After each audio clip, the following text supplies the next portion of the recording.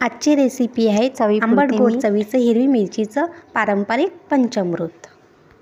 हे पंचामृत गणपती महालक्ष्मीला आवर्जून केलेले जाते, तसेच पितृपक्षाला सुद्धा केलेले जाते।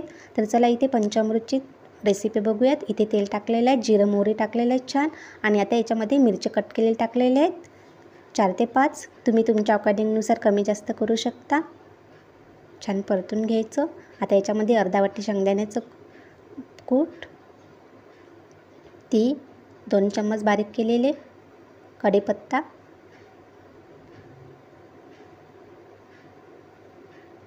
छान मिक्स करून घ्यायचं, परतून घ्यायचं। जिरे पावडर अर्धा चम्मच, अर्धा चम्मच लाल तिखट, हळद अर्धा चम्मच धने पावडर, छान परतून घ्यायचं।